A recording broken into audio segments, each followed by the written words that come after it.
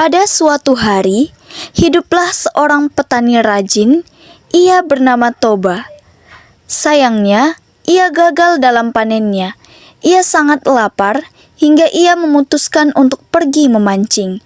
Toba sendiri tidak menemukan seekor ikan hingga Wah, aku mendapatkan ikan mas yang lumayan besar.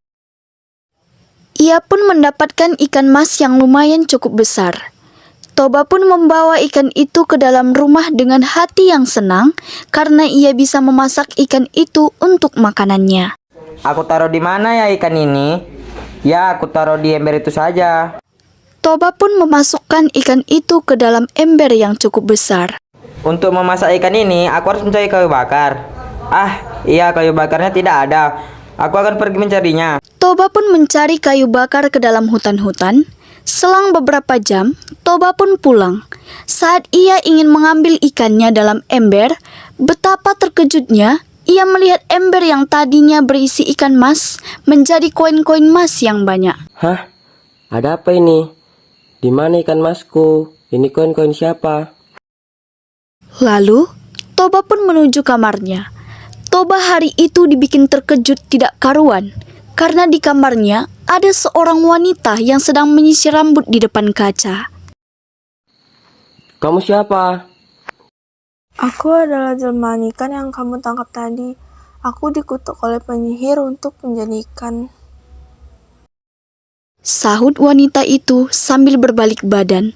Toba terpesona oleh paras yang sangat cantik sang wanita tersebut. Tak lama kemudian, sang wanita memasak makanan seadanya untuk mereka makan. Saat di meja makan, Seandainya aku bisa menikahi wanita ini.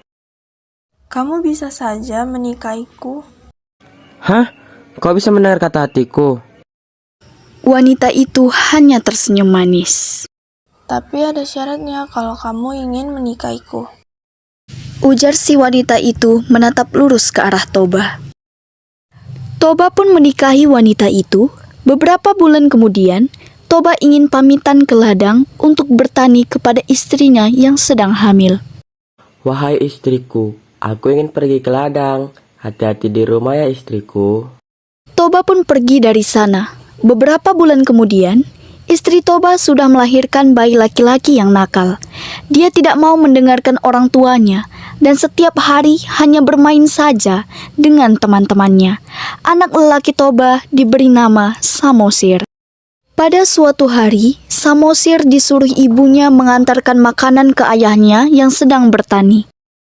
Wahai anakku, pergilah tolong antarkan makanan ini ke ladang untuk ayahmu ya. Aku tidak mau. Ujar Samosir lalu berlari ke arah teman-temannya. Sir, ayolah kita bermain sebentar. Iya, Samosir, marilah kita bermain sebentar. Ini suamiku, makananmu.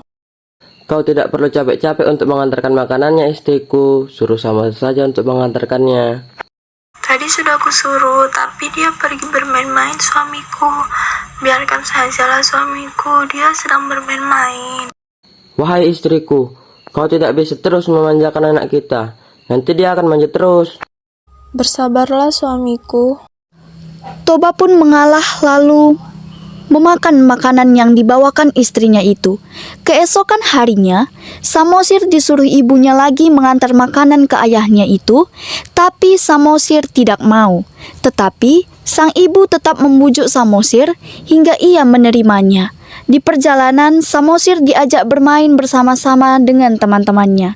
Setelah bermain, Samosir merasa lapar hingga memakan makanan ayahnya itu. Aku makan saja makanan ini. Lagian ayah juga tidak akan marah. Setelah itu, Samosir mengantarkan makanan itu kepada ayahnya. Kemana saja kau anak nakal? Aku sudah sangat lama menunggumu. Aku pergi bermain, ayah. Sang ayah yang sudah lapar membuka kotak makanan itu. Betapa terkejutnya, ia melihat isi kotak makan itu hanya tulang ikan yang sudah habis.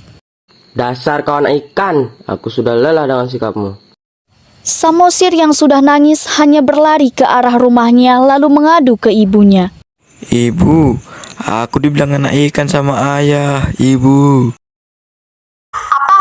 Cepatlah anakku lari ke atas bukit yang tinggi. Sebentar lagi akan ada ombak besar yang akan datang ke sini. Baiklah ibu. Samosir pun lari ke arah bukit, sedangkan Toba yang sedang bertani keheranan mengapa banyak air yang datang ke sana hingga mengakibatkan banjir. Sedangkan sang istri sudah menjadi ikan mas lagi, dan pada akhirnya lembah-lembah itu menjadi danau yang besar dan di tengah-tengahnya menjadi pulau, yaitu Danau Toba, dan pulau itu disebut sebagai Pulau Samosir. Pesan moral yang kita dapat dari cerita ini adalah janganlah sekali-kali ingkar janji kepada seseorang, maka akibatnya akan fatal ke diri sendiri. Dan janganlah sekali-kali membantah perkataan orang tua jika tidak mau mendapatkan dosa yang melimpah.